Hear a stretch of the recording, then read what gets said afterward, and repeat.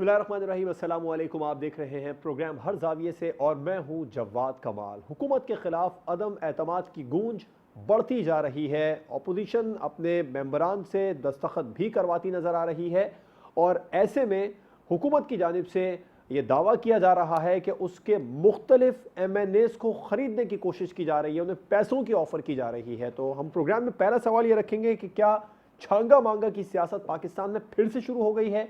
वज़ीर आज़म इमरान खान के दौरा रूस की प्रोग्राम में आगे चलकर बात करेंगे। मुख्तलिफ ममालिक की जानिब से रूस पर पाबंदियाँ लगाई जा रही हैं, मज़ीद सख्त की जा रही है। जापान और ऑस्ट्रेलिया की जानिब से नई पाबंदियाँ लगाई गई हैं। अमरीका, बरतानिया, उसके इत्तेहादी पहले ही रूस पर पाबंदी लगा चुके हैं। ऐसे में वज़ीर आज़म इमरान खान का दौरा रूस पर सवाल ये बनता है, क्या वक्त मुनासिब है?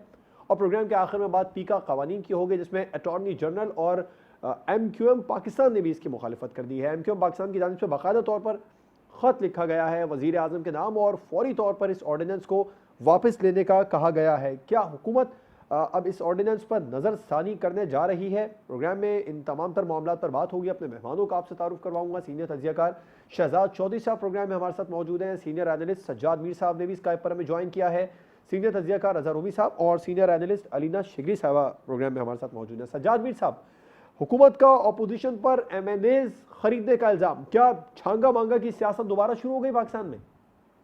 नहीं, छांगा मांगा की सियासत का तो हवाला आप ना दें। उस वक्त तो हमारे दो बहुत सीनियर ऑफिसर, हसास अदारों के दो बहुत सीनियर ऑफिसर और बहुत ही कॉम्पिटेंट ऑफिसर जो थे, उन्हें अपनी नौकरी से हाथ धोना पड़े थे। उसका हवाला तो आप ना दें, आमतौर पर हमारे यहाँ दिया जाता है। असल बात यह है कि मैं सोच में पड़ गया हूँ कि किनको खरीदा जा सकता है, कैसे खरीदा जा सकता है।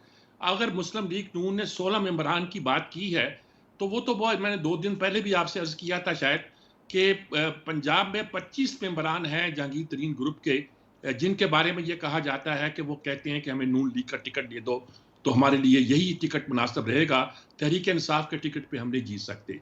अगरचे रुझान जहांगीर तरीन का और महमूद का ये होगा कि पीपल्स पार्टी के साथ शामिल हो जाएं, लेकिन वो लोग शायद शामिल होना पसंद नहीं करते। ऐसी सूरत में नून लीग को तो खरीदने की जरूरत नहीं है। पीपल्स पार्टी के जो लोग, आज 6 लोगों के नाम अगर आए हैं, यानी इशारा किया गया है, तो वो सिंध वगैरह से होंगे और मेरा ख्याल में वो उनके काबू में है, उनके कब्जे में है। हो सकता है कि जरदारी साहब का अंदाज होता है, वो बलोचिस्तान से कुछ मेंबरान को खरीदने की बात करते हैं। वही बाप के मेंबरान जो आके बैठ गए थे और अब भी अपोजिशन में बैठते हैं, शायद उनसे बात की गई हो, शायद उनसे कुछ मामला किया गया हो। ये उनकी सियासत का एक ढंग है, लेकिन मजमूई तौर पर अगर नो कॉन्फिडेंस मूवमेंट पास हुई, तो इस वजह से पास नहीं होगी कि मेंबरान खरीदे गए हैं, बल्कि उसकी और वजूह होगी।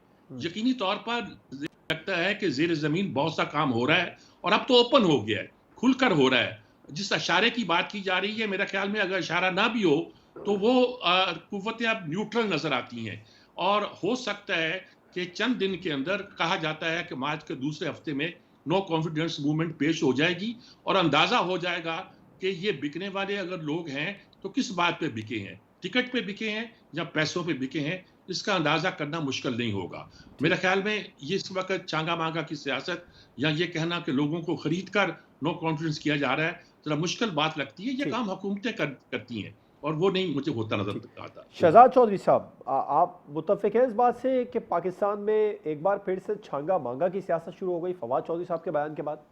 देखिए, फवाद चौधरी साहब के कहने की वजह से तो मैं नहीं कह सकता कि छांगा मांगा की सियासत शुरू हो गई है, लेकिन जब हम बाप पार्टी का जिक्र करते हैं, बलूचिस्तान अवामी पार्टी का, जो कि इस वक्त वहाँ पर हुकूमत में है, तो मैं अपने तौर पर जिस तरीके से मैं समझाऊँ, जिस तरह ये एक पार्टी बनी, जिस तरीके से बनाई गई, जिस तरह इसने बलूचिस्तान की गवर्नमेंट टेक ओवर की और फिर उसके बाद अपने अंदर भी इसमें दरारें आई हैं, तो ये मुझे पाकिस्तान पीपल्स पार्टी की बी टीम लगती है। अच्छा। तो उसका मतलब सिर्फ ये कहने का है कि डॉक्टर सुमरो बहुत अच्छे दोस्त हैं हमारे, उनका रोल बड़ा अहम था बाप पार्टी के बनने से पहले, जो कि गालिबन महीना, 1.5-2 महीने जाके वहाँ पे रहे बलूचिस्तान में, कोयटा में, और रहने की ज़रूरत भी नहीं थी। कराची में भी बहुत सारे बलोच दोस्त इनको मिल जाते थे वहाँ पे। तो बाहर सूरत ये एक इस्टेब्लिश तरीका हमारी सियासत का है, लेकिन ये जिस मोड़ पे हम खड़े हैं अपनी सियासत के, इसमें बदकिस्मती से नज़रिए से ज़्यादा इलेक्टेबल्स की सियासत है। और इलेक्टेबल वो होता है जिसका कोई नज़रिया नहीं होता। ये वो आदमी है जिसने बाहर सूरत अपना कॉन्स्टिट्यूंसी से कोशिश करनी है कि वो जीते, आमतौर पे जीतता है, और जीतने के बाद फिर अपना पलड़ा वहाँ डाल देता है जहाँ पर कि हुकूमत पावर में आने के चांसेस हों। तो अब ये डिटर्मिन करना पड़ेगा कि इमरान खान क्या लूजिंग विकेट पे है लगता तो है कि स्लिपरी विकेट है, लूजिंग विकेट नहीं है तो स्लिपरी विकेट पे ज़रूर है। और क्या पीएमएलएन और पीपीपी मिलके इस किस्म का कोई एक प्लान लेके आ रहे हैं जिसके अंदर के इसको हुकूमत को गिराने के बाद फिर उनकी जो पार्टी बनेगी या फिर जो इलेक्शन होगा उसमें ये लोग जब आएंगे तो इनको कोई ना कोई पावर या कोई तरीके से कुछ इनका हिस्सा मिलेगा। ये अगर इस्टेब्लिश होता है तो इसको छांगा मांगा अगर एग्जैक्टली ना भी बोलें तो ये ले और दे की सियासत है और डेफिनेटली ट्रांजैक्शनल है और डेफिनेटली इसके अंदर हमारे जो इलेक्टेबल्स हैं उनका एक बहुत बड़ा रोल होगा अगर ये इस तरीके से होता है। अगर ये इस तरीके से होता है, मेरा अपना ख्याल है कि जो इत्तेहादी पार्टियां पीटीआई की, उनसे ज़्यादा वो लोग जो कि पीटीआई के साथ ताकत में आने के लिए आके मिले थे वो ज़्यादा वल्नरेबल और ज़्यादा मुझे हिलते हुए नजर आएंगे बनिस्बत इनके इत्तेहादी पार्टियों के। बार सूरत ये सूरत बन रही है। एक चीज़ याद रखें, ये इलेक्शन सबसे ज़्यादा ओपन होगा जो होगा और इसके बाद जो मामला आएंगे इलेक्शन के बाद हो सकता है वो मुकम्मल तौर पर एक डिफरेंट सूरत पेश करें। ज़रूरी नहीं कि जो आज का इत्तेहाद इनको गिराएगा वो कोई वो इत्तेहाद कल पावर में भी होगा। तो हम आपका जवाब हाँ में समझ सकते हैं? जी, मेरा ख्याल है कि आप इसको हाँ में समझ सकते हैं। रजा रूबी साहब 3 एमएनएस खरीदने का इल्जाम लगा रहे हैं फवाद चौधरी साहब ऑपोजिशन पर, क्या छांगा मांगा की सियासत शुरू हो गई दोबारा से पाकिस्तान में? देखिए, मेरा नहीं ख्याल अभी छांगा मांगा की सियासत स्टार्ट हुई है और उसकी बुनियादी वजह ये है कि जिस तरह की इस वक्त नंबर गेम चल रही है और जो इतलात आ रही हैं उसमें तो यही दिखाई दे रहा है कि सबसे पहले एक जो इत्तेहादी हैं, छोटे इत्तेहादी, उनसे गुफ्तगू करी ऑपोजिशन, पीएमएल, काफ और एमक्यूएम और बाप पार्टी और जीडीए जो हैं, ये जो इत्तेहादी हैं पहले इनसे भी मुस्तकिल गुफ्तगू जारी है और फिर एक जहांगीर तरीन ग्रुप जो है वो भी पहले से ही बागी बैठा हुआ है, वो तो उसका जिक्र पहले होता रहा है। अब किस हद तक ऑपोजिशन उनको पैसे दे रही है ये साबित करना बहुत मुश्किल है। छांगा मांगा वाली सियासत ना ही शुरू हो तो बेहतर है, लेकिन अब आने वाले दिनों में ये इसका तयन होगा कि किस हद तक खरीदो फरोख्त की ऑफर्स जो हैं वो हुई हैं। अभी तो ये सिर्फ महज एक इल्ज़ाम है और जाहिर बात है कि हुकूमत वक्त तो भरपूर अपना डट के दिफा करेगी अपनी गवर्नमेंट का और बचाएगी उसको, जबकि ऑपोजिशन का यही तरीका होगा कि वो किस तरह से बागी जो अरकान असम्बली हैं और छोटे इत्तेहादी उनको अपने साथ मिला ले।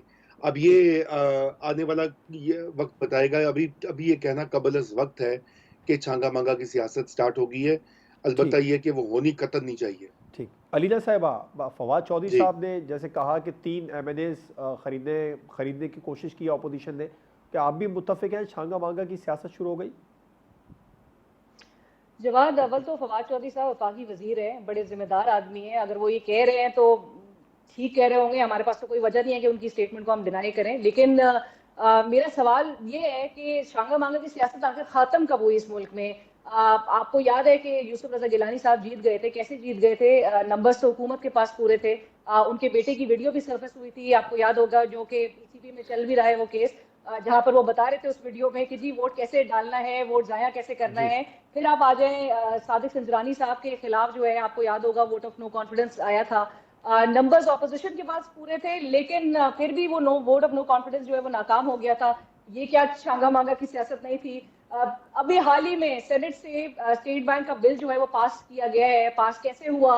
अगेन ऑपोजिशन के नंबर्स जो है वो तो पूरे थे, ज्यादा थे, और येट जो है किस तरह से पास हो गया। ये लेजिस्लेशंस हो रही हैं। दिन भर जो हम ये सियासतदानों को जमहूरियत पर उनके लेक्चर्स सुन रहे होते हैं, आवाम को जो लेक्चर्स दिए जा रहे होते हैं, जमहूरियत और ये जो सियासी प्रोसेस है इसको डिस्क्रेडिट कर कौन रहा है? अगर इस किस्म के अनासिर जो है वो मौजूद हैं एंड लेजिस्लेशन के टाइम पे, इन जमातों के मेंबरान जो है वो ऐवानों से किस तरह से गायब हो जाते हैं। अगर ये चाहें तो ये तहकीकात भी बिल्कुल कर सकते हैं और ये चाहे तो ये छांगा मांगा की सियासत भी जो है वो ख़त्म बिल्कुल कर सकते हैं। इस डेमोक्रेसी को वाकई में स्ट्रेंथन और सही मानों में इसको मजबूत करने के लिए अगर सियासतदान हमारे जो हैं वो इस किस्म के हरबे ना इस्तेमाल करें, जो कि मैं समझती हूँ ये हरबे मॉरल इमोरल तमाम जो है वो इस्तेमाल किए गए हैं अपने अपने मकासद को और अपने अपने फ़ायदे के लिए, तो ये तो बिल्कुल ये ख़त्म ही नहीं हुई। मैं समझती हूँ ये तो बिल्कुल जारी और सारी है और बड़ी इंतहाई इंटैक्ट और एक्टिव नजर आ रही है छांगा मांगा की सियासत हमारे मुल्क में। बिल्कुल ठीक, आपका भी पॉइंट आ गया। मुझे ब्रेक पर जाना है। ब्रेक के बाद हम बात करेंगे वजीर आज़म इमरान खान के दौरे रूस की, क्या वक्त मुनासिब है? ब्रेक के बाद इस पर बात होगी।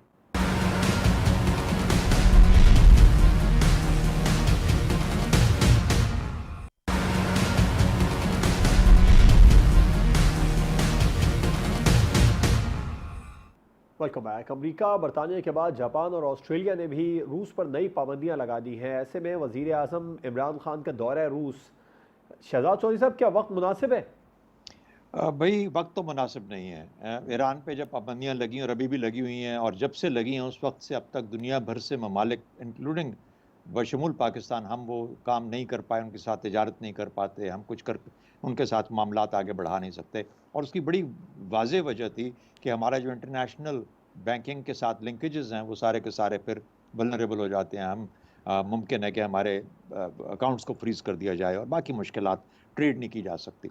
अच्छा, अब रूस के साथ जब ये हो रहा है तो इस वक्त ऐसे मौके पे गो के पाकिस्तान के कोई बहुत एलेबोरेट उनके साथ ऐसे ताल्लुकात नहीं है जिसमें कि हमारे यहाँ लेन देन का मामला इतना चलता हो।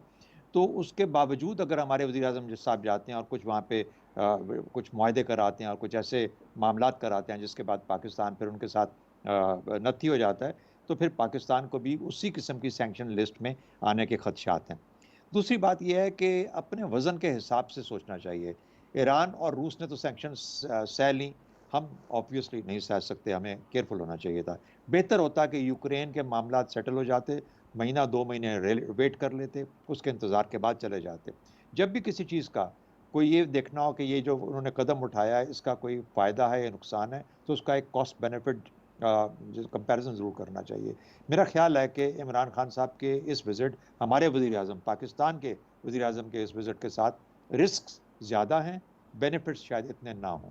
उन रिस्क को ठीक। अब किस तरीके से हम कम कर सकते हैं, रिस्क मिटिगेशन जिसे कहते हैं, बातचीत के अंदाज में, अपने अलामिये के तौर पे कोई ऐसी बात वहाँ पे ना करें जिससे कि जी। कोई गलत पैगाम जाए। अगर हम ये सब कुछ मद्देनज़र रख के अपने इस 2 दिन को संभाल सकते हैं और खैर खरीद बखूबी वापस आ जाएं, तो मेरा ख्याल है पाकिस्तान की बहुत बड़ी कामयाबी यही होगी कि हमारा नुकसान कुछ ना हो या बिल्कुल ना हो। ठीक। रज़ा रूमी साहब, आपको भी लगता है वक्त मुनासिब नहीं है? देखिए, मैं समझता हूँ, बिल्कुल मैं शहजाद साहब से इत्तेफाक करता हूँ, वक्त मुनासिब नहीं है।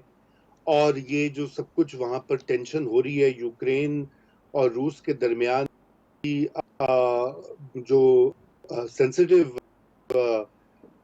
मामला है, भी हमारे सफीर जो है वो यूक्रेन को भी एक तरफ ये यकीन दहानी करवा रहे हैं कि वो उनकी जो खुद मुख्तारी और सालमियत है उसका उसके साथ हैं। दूसरी तरफ हमारे वज़ीर आज़म जाके रूस के सदर से मुज़ाकरात कर रहे हैं, जो और रूस जो है वो उसने यूक्रेन के जो कुछ हिस्से जिन्होंने अपनी आज़ादी का खुद से ऐलान कर दिया, रूस ने उनको तस्लीम कर लिया है। तो एक तरफ तो ये इसमें तफावत दिखाई देती है, मगर दूसरी बड़ी बात जो है, जैसे ये सैंक्शंस का इन्होंने जिक्र किया और मगरबी कैंप जो है, जिसके साथ हम चारों नाचार अभी भी उनसे अलाइंड हैं। क्योंकि देखिए, मसला ये है कि पाकिस्तान के पास ऑप्शंस बहुत कम है। आपकी जो आज के ज़माने में आपकी आज़ादी, खुद मुख्तारी, सालमियत जो है, उसका उसकी डिटर्मिनेशन जो होती है वो आपकी मईशत करती है। आप हर वक्त आपको आईएमएफ के पास जाना पड़ता है, एक प्रोग्राम खत्म होता है, जी। दूसरे के लिए आप जाते हैं। अब इस आईएमएफ का प्रोग्राम देख लें, इसके लिए 1 साल में क्या-क्या उन्होंने नाको चने नहीं हमारे चबवाए। उसके लिए हर तरह की शर्त मंजूर की गई, कानून साजियां की गई, ऐसे कानून ले आए कि अपनी रियासत को भी आईएमएफ की डिक्टेशन के तहत ताबे कर दिया। जी। और क्या करें, मजबूरी है। इसी तरह एफएटीएफ का मसला है, वो वहाँ भी हम ग्रे लिस्ट में उन्होंने फंसा के रखा हुआ है। जी। इसी तरह जो हमारा ट्रेड है, दुनिया में पाकिस्तान की एक्सपोर्ट्स की 2 सबसे बड़ी डेस्टिनेशंस जो हैं, नंबर 1 है अमेरिका, $5 अरब से ज़ायद जी। हमारी एक्सपोर्ट्स जाती हैं। दूसरा है यूरोपियन यूनियन, जहाँ पे 6 अरब से ज़ायद हमारी एक्सपोर्ट्स जाती हैं। वहाँ पे जी। जीएसपी प्लस जो है फैसिलिटी जो हमें मिली हुई है, उसकी भी तजदीद होनी है और इसी साल उसके ऊपर जो है कार्रवाई आगे ठीक। बढ़ी है, बल्कि बातचीत तो स्टार्ट हो गई है। और अब सवाल ये पैदा होता है कि हमें इस वक्त अपनी मईशत को देखना है, रूस को हम कितनी एक्सपोर्ट्स देते हैं या रूस हमें कितनी, हमारे लिए उन्होंने माशी मदद की है। हमारा सारा लेन देन कारोबार अमेरिका, सऊदी अरेबिया, यूएई, और यूरोपीय यूनियन, ठीक है, बिल्कुल। कुवैत, कतर, बहरीन, ये जो सारे ममालिक यूएस कैंप में हैं। अब अगर वहां पे जाके हम क्या सिग्नल दे रहे हैं उनको, हम ये दे रहे हैं कि जी हम आपके मुखालिफ कैंप में जा रहे हैं, तो फिर ठीक। अगले कहेंगे अच्छा ठीक है, क्यों मांगने आए हो पैसे, क्यों कर्जा मांग रहे हो, क्यों असिस्टेंस मांग रहे हो, वगैरह वगैरह। ठीक। तो ये बड़ी ये ऐसे सवालात हैं कि इसके ऊपर गौर व खौज करके फैसले करने की जरूरत है पार्लियामान के अंदर, ठीक, बिल्कुल सारी आपका पॉइंट है रजा पार्टियों, साहब। एस्टेब्लिशमेंट और सियासी ग्रुपों के दरमियान। जी मैं बात खत्म कर लूं, जी, जी। इत्तफाक राय होना चाहिए। ठीक। या वजीर आजम का दौरा रूस जो है उसको बाकायदा नेशनल सिक्योरिटी कमेटी जो बनी हुई है एक हमारी आला सतह की, उसमें डिस्कस किया गया। क्या आर्मी चीफ, आईएसआई चीफ, दीगर जो वुज़रा हैं, चीफ मिनिस्टर्स हैं, ये सारा, और लीडर ऑफ द ऑपोजिशन, ये कंसेंसस के साथ चीजें की राइट। जाती हैं। ये आप इसलिए नहीं करते कि कल को यूट्यूबर्स वो बनाएं, थम्स बनाएं कि जी वो पाकिस्तान पहुंच गया सुलह कराने के लिए, पुतिन और यूक्रेन का मामला ठीक कर देगा। ऐसे नहीं होता। ये बड़े अहम अमूर हैं, इनको इतना लाइटली नहीं बिल्कुल ट्रीट ठीक। करना चाहिए। जी ठीक, आपका पॉइंट है। अलीना साहिबा, आप मुत्तफिक है क्या वक्त मुनासिब है या नहीं है? जी, मैं बिल्कुल एग्री करती हूँ दीगर पैनलिस्ट से कि वक्त तो मुनासिब नहीं है। अगरचे कि आपने बड़े की गोल्स जो हैं वो सेट किए हैं, आपका जो मकसद है इस दौरे का, जो हाईलाइट भी किया जा रहा है, वो ये है कि जी इकोनॉमिक कोऑपरेशन, आपका डिफेंस कोऑपरेशन को प्रमोट करने के लिए, एनहांस करने के लिए, एनएसजी में आपको मेंबरशिप चाहिए, आपको उसके लिए रशिया की सपोर्ट जो है वो आप उस पर नजर रखे हुए हैं, आपको एफएटीएफ में भी रशियन सपोर्ट के लिए। लेकिन इसके साथ साथ ही हालात जो इस किस्म के, और जिस तरह रजा भी उसकी निशानदेही कर रहे थे कि भाई जहां पर अमेरिकी सदर जो है वो भी कह दें कि रशिया ने जो है इंटरनेशनल लॉ वायलेट कर दिया है, अब ऑप्टिक्स किस तरह की, दुनिया इसको किस तरह से इस दौरे को देखेगी, ऑप्टिक्स जो क्रिएट होंगी वो मैं जरूर जवाब बताती चलूं कि आप पाकिस्तान ने जो है ऐसे वक्त में इन हालात में दौरा करके जो है वो जो नया ब्लॉक है उसकी तरफ ज्यादा इंक्लाइन नजर आ रहा है। इस किस्म की ऑप्टिक्स जो जनरेट होंगी, ये नया ब्लॉक की तरफ पाकिस्तान ज्यादा इंक्लाइंड है। प्यूटन साहब जो रशिया जो है वो किस तरह से इसको कैपिटलाइज परहैप्स करेगा कि जी पाकिस्तान हमारा पुराना इत्तेहादी है और एक नॉन नेटो अलाय, वो इस ब्लॉक की तरफ जो है वो आ चुका है। और again that also means that you are endorsing Russian position. America इसको किस तरह से देखेगा? 7 दहाइयों से जायद के अरसे से जो आप इत्तेहादी अमेरिका के चले आए हैं, आपने अमेरिका का वो ब्लॉक जो है वो छोड़ दिया है। Although you very well know कि 60% of your exports are dependent on European Union, US. आपका जो रेमिटेंसेस हैं जहां से आती हैं, आपकी एक्सपोर्ट्स जहां जाती हैं, आपका जो साइबर जो सिक्योरिटी सिस्टम है जिस पर डिपेंडेंट है, आप जो सॉवरेन डेट्स जहां से रेस करते हैं, वो तमाम चीजें आपको पता है कि आपने आपका entirely dependent on the US. आपका जो प्राइमरी जो मिलिट्री हार्डवेयर है, जो ऑटोमेशन है, वो वेस्टर्न ओरिजिन के हैं। तो ये तमाम चीजें जानते हुए भी आपको ऐसे मौके पे दौरा स्केड्यूल करना, परहैप्स होमवर्क ज्यादा करना चाहिए था इस हुकूमत को। और मैं समझती हूँ कि वेल थॉट आउट या वेल कैलकुलेटेड नहीं नजर आता इन हालात में। वक्त मुनासिब नहीं है आपकी समझती है। सज्जाद मीर साहब। नहीं, मैं ये कहूँगा थोड़ा सा रिजर्वेशन के साथ कि यकीनी तौर पर मुनासिब वक्त तो नहीं है, लेकिन नागुज़ीर है। ठीक। क्या ख्याल है कि जिस दौरे के लिए हम बड़े अरसे से ख्वाहिश कर रहे थे, प्लान कर रहे थे, और जिसको मैं तो ये कहता हूँ कि चीन से हमारे ताल्लुकात की एक्सटेंशन है, हमारे रूस से जो ताल्लुकात हैं वो चीन के जरिए इसे बनाए जा रहे हैं। अब ठीक है, उसने हमें स्टील मिल दी थी और कुछ काम किया था, लेकिन प्रेजेंट सिनेरियो में हम चीन से ही रिक्वेस्ट करते हैं कि वो रूस के साथ हमारे मामला को ठीक करे। जैसे कल मैंने कहा था, शंघाई कॉन्फ्रेंस में भी इसी वजह से आए थे। तो लंबी ख्वाहिश थी, हम प्यूटन का दौरा भी कैंसिल हो गया, 23 साल के बाद ये दौरा आया था, तो क्या हम ये कह देते कि हम नहीं आ रहे? भाई हमारी मजबूरी है, नागजीर है, हमें जाना पड़ रहा है। अब इम्तहान है हमारी खारजा पॉलिसी का, इम्तहान इस बात का है कि हम इसको कैसे डील करते हैं, वेस्ट के साथ कैसे डील करते हैं। आखिर अरसा दराज तक इंडिया ने भी रूस के साथ और अमेरिका के साथ अच्छे ताल्लुकात रखे, हमने भी चीन के साथ और अमेरिका के साथ एक तरह का बैलेंस कायम किए रखा। ये कुछ गड़बड़ अब भी हो रही है खारजा पॉलिसी के हवाले से। अब जो रूस से हमने, अब हमारी ख्वाहिश है, उसमें मुझे रिजर्वेशन नजर आती है, वो ये कि हम चाहते हैं कि वो जो गैस पाइपलाइन है हम बचाना चाहते हैं रूस की मदद से, रूस के पैसों से, या जिस तरह भी इसको कहा जाए, वो क्या अब मुमकिन होगी कि नहीं होगी? ईरान से गैस की पाइपलाइन बननी थी, वो नहीं बनी, वो हमने रोक रखी है वहीं बॉर्डर पे, दोनों बॉर्डर पे रुकी हुई है। इससे पहले सेंट्रल एशिया से हम कुछ ला रहे थे, एनर्जी के मसाइल, बिजली के भी, गैस के भी, वो भी वैसे के वैसे खड़े हैं। रूस के जरिए से इनर जो एक हमारा इंफ्रास्ट्रक्चर बनना था वो बन नहीं पा रहा। अब हम कहाँ खड़े हैं? यानी हमें तय करना पड़ेगा ना कि हमने जाना कहाँ है। हमारी गैस की, एनर्जी की जरूरत, दूसरी जरूरतें, हमारी इलाकाई खित्ते की जरूरतें, वो कैसी पूरी होंगी? तो क्या हम दौरे को हमेशा नागुज़ीर होने के साथ साथ अब ये समझते हैं कि वक्त भी मुनासिब है? मैं कहता हूं वक्त तो मुनासिब नहीं है। ये यूक्रेन का झगड़ा आ गया, लेकिन अगर यूक्रेन का झगड़ा ना आता तो क्या रूस के साथ ताल्लुकात करना मुनासिब होता हमारे लिए? तो हम आपका मैं उस जवाब वक्त तो हमारे लिए हाँ में समझे या ना में समझे आप नहीं, मेरा जवाब ये है कि मुनासिब तो नहीं है, लेकिन नागुज़ीर है। ठीक है, इसके मुनासिब अलावा नहीं। चारा कोई नहीं था हमारे पास। हम तो ख्वाहिश कर रहे थे, हम कोशिश कर रहे थे। हम रूस को कह सकते थे इस वक्त कि हम आपका नहीं आ जवाब रहे फिर भाई, हाँ में हुआ ना मीर साहब, इसके अलावा कोई चारा नहीं कुछ है कर हमारे पास। लीजिए, हाँ या ना। आप कुछ कर लीजिएगा, मैंने जो बात कहनी थी वो पूरी कह दी है मैंने। चलिए ठीक है, ब्रेक पर जाएंगे। ब्रेक के बाद हम बात करेंगे पीका ऑर्डिनेंस के हवाले से। इत्तेहादी जमातों की मुखालिफत के बाद क्या हुकूमत इस पर नजरसानी करेगी? ब्रेक के बाद इस पर बात होगी।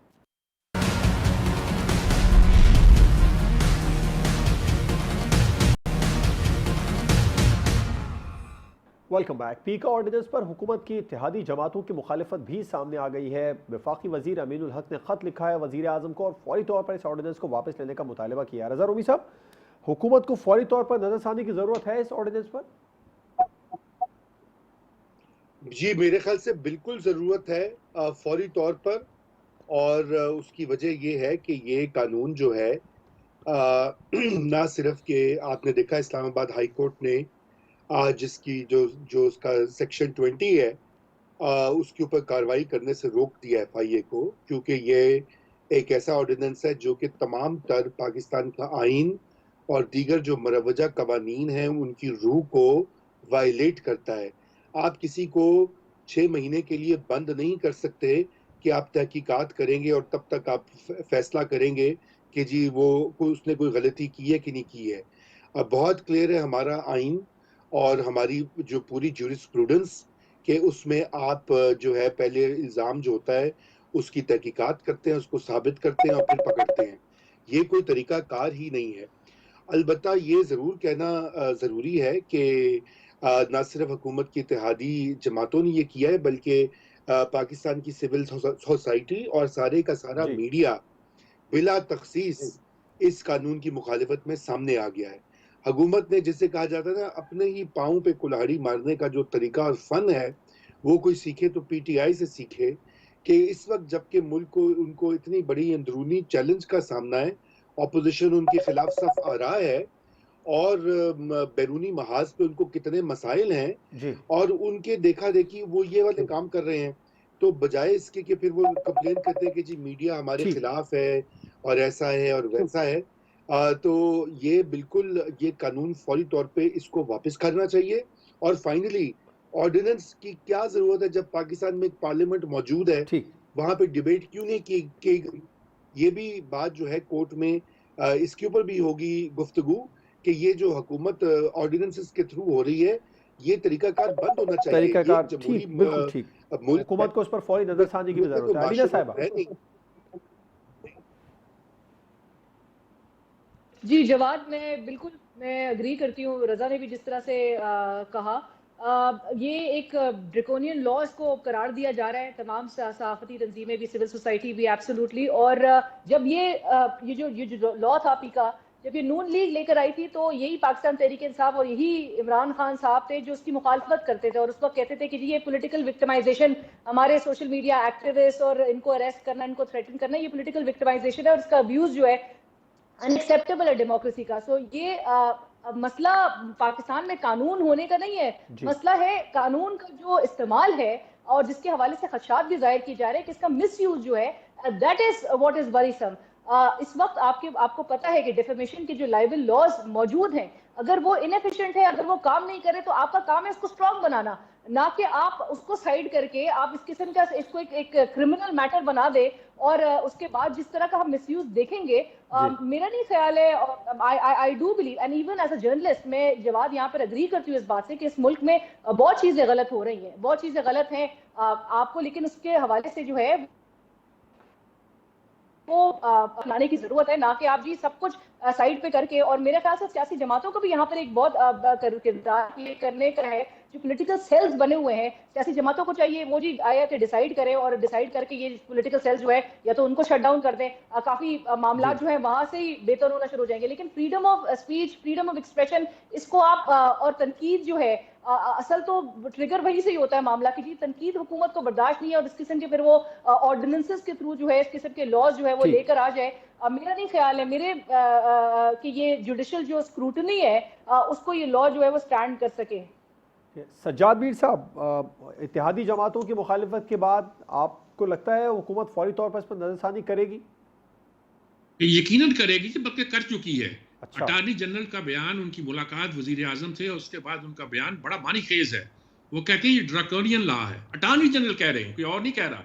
और मैं बार बार कहता हूं कि सारी खराबी वजारत कानून से पैदा होती है।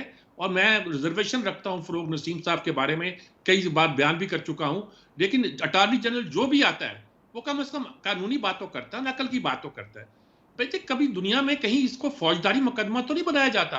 वो किसी ने मिसाल दी हुई है, आजकल चल रही है, कुछ युगंडा वगैरह में था कि इस तरह के केस जो होते हैं प्रेस के हवाले से वो सिविल नहीं फौजदारी मुकदमात होते हैं। आप कहते हैं पकड़ लो, पकड़ के अंदर डाल दो, 6 महीने तक पूछो नहीं, फिर तय करो कि ये फेक न्यूज है कि नहीं है।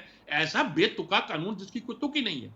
और अब तो अटॉर्नी जनरल कह चुके और इस्लामाबाद हाई कोर्ट ने इस पर एक्शन देना शुरू कर दिया है। और तमाम जो अदारे हैं वो चले गए हैं कोर्ट में, जितने सिविल सोसाइटी है, ह्यूमन राइट्स के अदारे हैं, बार एसोसिएशंस हैं और जर्नलिस्टों की अदारे हैं, वो सारे इसको लीगली भी फाइट कर रहे हैं। और मुझे नहीं लगता कि अगर ये कानून बाकी रहा तो अदालतें इसको टर्न डाउन नहीं करेंगी।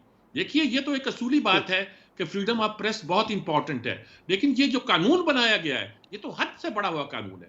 और जैसे कि इमरान खान साहब मौजूद हैं कि जब सोशल मीडिया पर कुछ पाबंदी लगाने का कानून 17 में जो पास किया गया था नवाज शरीफ के जमाने में, तो उस पर किस तरह गरजे थे, किस तरह चीखे थे। उन्होंने बल्कि ये तक कहा था कि कोई पागल ही होगा जो सोशल मीडिया पर पाबंदी लगाने के बारे में इस दौर में सोचता होगा। और यकीनी बात तो है कि इस कानून को अटॉर्नी जनरल ने गालिबन बड़ा डटकर जमकर मशवरा दिया है और हुकूमत को भी ये बात समझ आ गई है। उनके इत्तेहादी भी बोलने लगे हैं और बोलेंगे कि इस कानून को वापस लेना पड़ेगा। और मेरे ख्याल में लिया जा रहा है। कल अटॉर्नी जनरल अदालत में कहते हैं कि मैं एक पॉलिसी बयान दूंगा, वो पॉलिसी बयान गालिबन इसी हवाले से होगा जिसका आगाज आज तो हो गया है ना जी, कि इस्लामाबाद हाई कोर्ट ने रोक दिया है कि किसी को अगर कोई FIR दर्ज करे तो इसकी बेस पर आप गिरफ्तार ना करें। शहजाद चौधरी साहब, अटॉर्नी जनरल MKM की मुखालिफत, क्या हुकूमत को फौरी तौर पर नजरसानी की जरूरत है? पीका ऑर्डिनेंस? अच्छा, आप पहले ये तय कर लें इलेक्ट्रॉनिक क्राइम्स हमारे मुल्क में होते हैं या नहीं होते हैं, और क्या इलेक्ट्रॉनिक क्राइम्स सिर्फ सोशल मीडिया से मुतल्लिक हैं, जर्नलिज्म से मुतल्लिक हैं, इलेक्ट्रॉनिक मीडिया से मुतल्लिक हैं, या इलेक्ट्रॉनिक क्राइम्स की और भी शक्लें हैं? अगर हम ये डिटर्मिन कर लें तो हम सियासत की बजाय, और वो भी पार्टिजन सियासत की बजाय, हम पाकिस्तान की सियासत के बारे में सोचना शुरू कर देंगे। क्योंकि हमें पता है कि साइबर वॉर तो एक इस्टेब्लिश्ड फॉर्म ऑफ वॉरफेयर है, एक बिल्कुल माना जाना तरीका है साइबर वॉर का। हमें ये भी पता है कि फाइनेंशियल जो मिस अप्रोप्रिएशंस हैं, जो कि मिस अप्रोप्रिएशन मुराद ये है कि जो क्राइम्स किए जाते हैं, जहाँ पर कि आपके क्रेडिट कार्ड के नंबर्स ले लिए जाते हैं, आपके अकाउंट्स को मिसमैनेज किया जाता है, लोग चोरी कर लेते हैं, फ्रॉड्स होते हैं, ये सब इलेक्ट्रॉनिक क्राइम्स का हिस्सा बनते हैं। क्या ये नहीं होते? अच्छा, उसको सिर्फ और सिर्फ इस धारे में लेके आना कि फ्रीडम ऑफ एक्सप्रेशन खत्म हो गया, जो जर्नलिस्ट हैं उनको पकड़ लिया जाएगा, फलाने को उसको धर लिया गया 6 महीने के लिए, यानी आप मुल्क के बाकी बहुत सारे बड़े हिस्से को दाव पे लगा के सिर्फ और सिर्फ एक चीज के ऊपर जब फोकस करके लड़ाई करेंगे तो फिर इसका मतलब है कि आपको बाकी किसी चीज की फिक्र नहीं है। आप सिर्फ अपने पेशे और अपने इंटरेस्ट और अपने काम से मुतालिक देखना चाहते हैं कि अच्छा मेरी जान बची रहे, मेरी जान खलास। आपके लिए सेपरेट कानून हो जाना चाहिए, ये कोड ऑफ एथिक्स बन जाना चाहिए था मीडिया का, ये उनको खुद से बना लेना चाहिए था ताकि किसी और के हाथ में ये ताकत ही ना जाती, जरूरत ही ना पड़ती किसी और को ये काम करने की। लेकिन क्या है कि सब सोए हुए हैं पिछले 20-22 साल से, किसी को ख्याल नहीं आया। और अब छोटी सी बात होती है, एक ऐसी बात जो कि इंटरनेशनली एक्सेप्टेड है, डिजिटाइज हो रही है इकोनॉमी, डिजिटाइज हो रही है दुनिया, और हम ये कह रहे हैं कि अच्छा नहीं, इसके ऊपर कोई क्राइम नहीं लग सकता। भाई खुदारा, मैंने अगले दिन बड़ी तफसील से बात की थी, 3 हिस्से होने चाहिए इसके, 3 मुख्तलिफ कवानीन की शक्ल में इसको आना चाहिए। और जो हिस्सा जिस पे आपको सबको शिकायत है उसको बिल्कुल मैं एग्री करता हूँ, जो आज इस्लामाबाद हाई कोर्ट ने जो दिया है कि कोई उसमें ज़रूरत नहीं होती जिस किस्म की डेफेमेशन और लाइबल लॉज की जहाँ पे प्रोविजन मौजूद हैं कि वहाँ पर उनको पकड़ के लोगों को बंद कर दिया जाए। मैं उस हिस्से से एग्री करता हूँ, लेकिन खुदारा इसको इतने बड़े एक उसमें ढाल के फ्रीडम ऑफ एक्सप्रेशन और freedom of this and that उसके ठीक। ऊपर जाके और पूरी के पूरी ऑर्गेनाइजेशंस को आप तो चौधरी मोबिलाइज साहब आपका करके जवाब हाँ में समझे ना में, क्योंकि आप इस्लामाबाद हाई कोर्ट के फैसले से भी एग्री करो, साथ में ये भी कह रहे हैं कि ये लॉ जो है वो उतना ज़्यादा ख़राब नहीं है। नहीं, मैं आपके उस हिस्से से जवाब नहीं हूँ जो कह रहा है कि अच्छा क्योंकि उसने एडजुडेंट एडवोकेट ने कह दिया इसलिए और जी, जी, एमक्यूएम ने जी। कह दिया इसलिए। नहीं, ये कानून बनाया जब 2016 का कानून है, ये पीटीआई ने बनाया। ठीक। किसने बनाया? सर मुझे let's be honest with ourselves ना यार, मुझे सच मुझे बोलो ना मुझे सारे। मुझे चौधरी साहब क्लोजिंग पर जाना है, आपका जवाब चाह रहा हूँ, हाँ में रखें या ना में रखें। मुझे नहीं समझ आ रही कि मैं जवाब क्या दूं आपको। चले ठीक है, बिल्कुल ठीक है। शहजाद चौधरी साहब हमारे साथ प्रोग्राम में मौजूद थे, सज्जाद मीर साहब, रजा रूमी साहब और अलीना शिगली साहब प्रोग्राम में मौजूद थी हमारे साथ। प्रोग्राम आपने देखा नाज़रीन, आपसे मुलाकात होगी इंशाल्लाह कल। इजाज़त दीजिए, अल्लाह हाफ़िज़।